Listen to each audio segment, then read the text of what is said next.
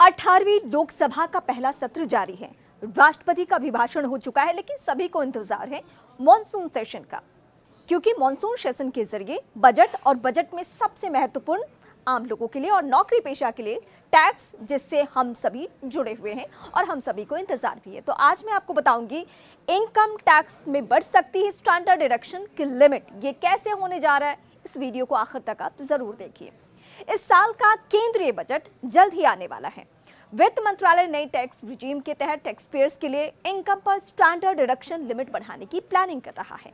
Times of India के अनुसार पुरानी रिजीम में छूट को लेकर किसी भी तरह के बदलाव की संभावना नहीं दिख रही है। इस वक्त मैं आपको बता दूं कि ये एनडीए सरकार के नए कार्यकाल का पहला बजट होगा।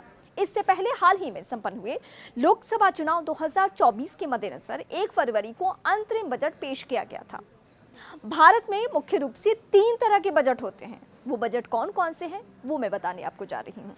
Balance budget, surplus budget, deficit budget यानी घाटे का बजट। सरप्लस बजट का इस्तेमाल महंगाई के दौरान कुल मांग को कम करने के लिए किया जा सकता है और ये देश में वित्तीय मजबूती होने का संकेत देता है। विकासशील देशों को तीसरे प्रकार के बजट यानी डेफिसिट बजट यानी कि घाटे के बजट से सबसे ज्यादा फायदा होता है, क्योंकि ये अतिरिक्त मांग पैदा करता है और देश की अर्थव्यवस्था के विस्तार को बढ़ावा देता है। पिछले साल बजट में वित्त मंत्री ने नई रिजीम के तहत सैलरी पर कम करने वाले टैक्स पेयर्स और पेंशनर्स के लिए 50,000 रुपए की स्टैंडर्ड डिडक्शन का प्रस्ताव रखा था। अगर कोई इससे ऑप्ट आउट नहीं करता है तो ये डिफॉल्ट यानी कि खुद ही लागू हो जाएगा। इसके अलावा धारा 87A के तहत 7 लाख रुपए तक टैक्स योग्य इनकम के लिए छूट बढ़ा दी गई है। नई रिजीम के तहत सबसे ज्यादा सरचार्ज भी हटा दिया गया है। 3 लाख रुपए से ज्यादा टैक्स योग्य इनकम वाले लोगों को 5% इनकम टैक्स देना पड़ता है।